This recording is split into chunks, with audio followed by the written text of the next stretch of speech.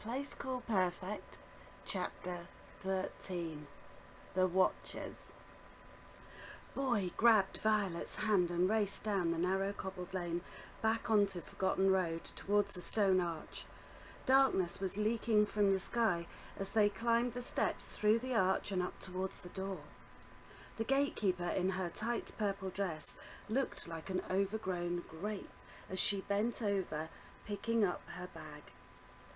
The large iron key hung in the lock. Boy whispered to Violet to hide in the shadow of the wall. "I'll distract her while you get out, then wait for me at the top of Rag Lane." Violet was about to protest when Boy left her side and approached the woman. "Did you hear about the trouble in the market, Mrs. Snout?" Boy said, walking towards the door. The woman looked at him. "Oh, Boy, I was wondering who it was talking. Shouldn't you be back at the orphanage soon?" "I was just passing and thought I'd call up. I know you get lonely on the door sometimes." "Aren't you one in a million, Boy?" A gap-toothed smile stretched across Mrs. Snout's rosy cheeks. "I'm always saying it, you're the best of the orphans. Poor creatures, the lot of you. Now, what did you say about trouble?" Boy stood facing Violet so that Mrs. Snout had her back to the door and began to tell a tale of trouble that Violet hadn't witnessed at all that night. The woman was engrossed, and her oohs and ahs of astonishment and delight echoed down the lane as the story unfolded.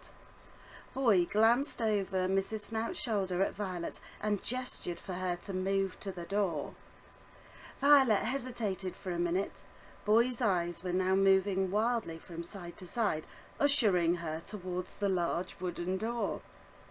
"Are you okay, Boy? Is there something wrong with your eyes?" Mrs. Snout asked. "Oh, I think something flew into one of them," Boy said, trying to cover over his strange expressions.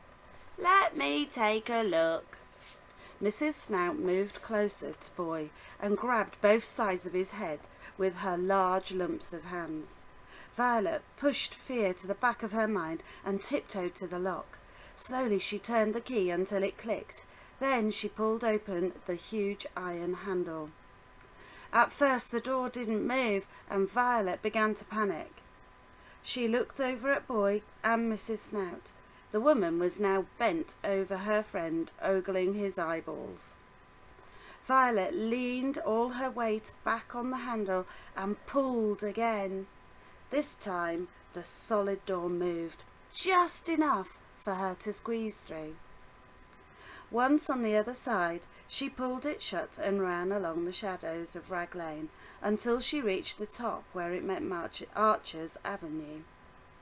There she stopped and waited. And waited. It seemed like an eternity before Boy appeared from the bottom of the avenue, his eyes bloodshot. "Where have you been?" Violet said, her voice squeaking a little in panic. "She almost pulled my eye out," he panted, bending over to catch his breath. "She said she couldn't find anything. She gave it a good look, though." Violet tried not to laugh. "How did you get past her, anyway?" she asked, hiding her smile. "You're not coming from the direction of the gate." She indicated behind him along Archer's Avenue. "I told you, I don't usually go that way," he winked. Boy didn't offer any further explanation as she waited for him to catch his breath. Once ready, he signalled for Violet to stay put and peered round the corner of Archer's Avenue up at the tower. Putting his finger to his lips, he beckoned her forward. "You have to be quiet," he whispered. "Some watchers patrol Perfect at night. There's not many of them, but they're around the streets. I've even caught them going into people's houses, though I've never gotten close enough to see what they were doing." The thought of the watchers in her house gave Violet the creeps. She tiptoed after her new friend, her heart thumping. As quietly as they could, they slipped through the early dawn shadows of Edward Street. All was still, and she relaxed a little. They were just approaching the Archer's Emporium when Boy pulled her into a doorway. "Blasted early mornings," a gruff voice said. "He's always late. Expects me to be waiting around for him." Violet peered round the corner. "That's Fists. He's the head watcher," Boy whispered. A large man paced back and forth outside the front door of the brothers' shop. He blew air into his giant cupped hands to warm them against the morning chill. He was about the same height as Violet's dad, but square, like a cement block. His muscles were so big they almost burst through his clothes. He wore dark navy from the tip of his toes to the top of his head, and scowled behind a red beard and thick caterpillar eyebrows. Tufts of fiery hair poked out from under his woolen hat. "What took you so long, Bungalow?" he snarled. "You're late." Another man walked hesitantly down Splendid Road towards the Emporium. He was a little smaller than Fists, but just as square. Dressed in navy again, but without a hat. His bald head reflected the rising sun. Bungalow's face was softer and a little more vacant.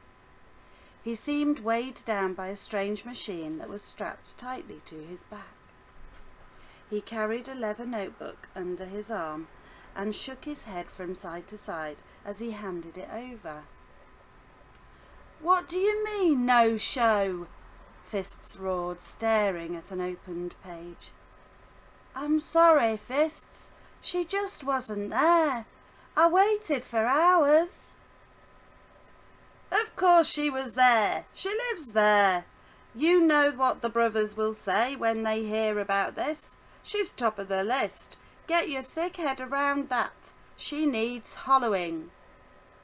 Hollowing? What was hollowing?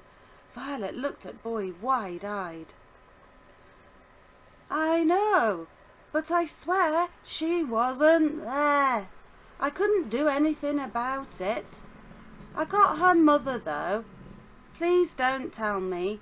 Don't tell on me," Bungalow pleaded. "Give me the hollower. If you want a job done right, you have to do it yourself," Fist said, grabbing the weighty backpack. "But it's almost daylight." "Shut up and go log in at the tower. I don't give a damn what time it is. I'll get her. And then we'll see what the brothers have to say about this." Fists growled as he strode away from the Emporium along Splendid Road. They waited for a few minutes as Bungalow headed off towards the centre of town. Then Boy turned to Violet. "Come on, quickly," he whispered. "Just stay back a little out of his way." They slipped down Edward Street onto Splendid Road, a short distance behind Fists. Violet crossed her fingers and hoped that the watcher would go into some other house along the way. He didn't, and her suspicions were confirmed when he turned the corner at the bottom of the road and continued along the tree-lined avenue. "I think he's going to your house, Violet," Boy said, looking straight at her. "I'll cause a diversion. You have to get back inside and act as normal as you can. Don't forget to put your old glasses on, the perfect ones. Then, if Fists does pay a visit, you won't notice a thing." "But what if I see him by accident?" "You won't," Boy said urgently. "The perfect glasses do the same to the watchers as they do to me. He'll be invisible. Trust me." "But why is he going to my house? I don't like any of this." Violet panicked. "What does he want?" "I don't know, Violet. We don't have time. Just do it," Boy replied sharply, sprinting ahead. They were just round the corner from Violet's house when they spotted Fists walking up the driveway. The two of them jumped over the low wall that surrounded the house and followed him as quietly as they could, hiding under the cover of the trees that edged the gravel yard. "Right, go now," Boy whispered, pushing Violet towards the house. As she sprinted for the steps, Boy raced towards Fists. A painful cry echoed behind her, but she didn't dare look back. Her legs were on fire and her chest heaved as she sucked in the early morning air. She cut across the gravel, up to the door, and scrambled for the key her mother left under the potted plant. She was shaking so much she couldn't fit it in the lock. There was another cry behind her. She let out an accidental squeal as the key slid into the lock and turned. The door opened and she flew into the hallway, closing it gently behind her. Resting her back against the wood, she stopped to catch her breath. Suddenly, she heard the lock in the door click once more. She raced into the kitchen and opened the fridge, pretending to search for something. There were footsteps behind her. She froze. All the air flew from her lungs. Act normal. She picked up the milk as calmly as possible, closed the fridge, and turned to walk back towards the table. Fists stood right there, his black eyes boring into hers.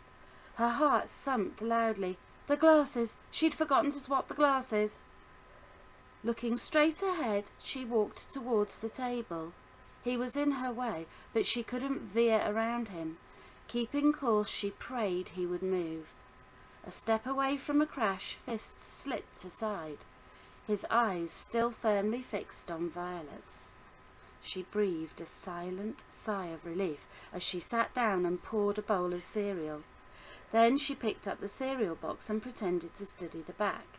It shivered in her grasp and she quickly placed it back down. Her eyes continued to scan the words, not taking in a single one, as Fists moved his face so close she could smell his stinking breath. He blew in her ear. She didn't flinch. He growled and stepped back as if remembering something, then left the room and headed upstairs. Violet released a breath as she listened for footsteps. Fists was light on his feet, and it was difficult to tell which room he was in. A few minutes later he was back in the kitchen. He took a seat near the door and watched her. She acted normal, or at least as normal as she could, with her insides knotted. She cleared up her place, got out some school books and stared blindly at the pages. After a while, Fists grew impatient and then, clearly frustrated, left the house. Violet waited a few minutes to make sure he was gone before running as fast as she could up the stairs and into her mother's room. Ma'am, are you all right?" she cried, shaking Rose awake. "Violet, for goodness sake, what time is it?" her mother slurred sleepily. "You're all right," Violet gasped, hugging her ma'am as tears slid down her cheeks. "Of course I'm all right, dear. Whatever has gotten into you?" "Nothing, ma'am. I just had a bad dream." "You and your imagination," her mother smiled, rubbing her hair. "Are those new glasses, pet?" "Oh, yeah. I got them from school. I'll make you breakfast," Violet said, suddenly remembering her specs. Back in her bedroom, she found her gold-rimmed glasses and put them on. Everything looked shiny again. Placing the wooden pair in their box, she shoved them into their hiding place in the mattress, put on her school uniform, and headed back downstairs to make her mum's breakfast. She yawned deeply as she poured the milk and imagined Mrs. Moody's breakdown if she fell asleep in class. She took off her glasses and listened for Boy. Nothing. Violet remembered all the things Boy had told her about the Watchers and No Man's Land. What was going on in Perfect? Why did the Watchers keep Boy and his friends locked up, and what were they looking for in her house? She shivered as she remembered Fist's stare. She listened for Boy again, and still there was nothing. Where was he? Crossing her fingers, she hoped her new friend was okay. And that's the end of chapter 13.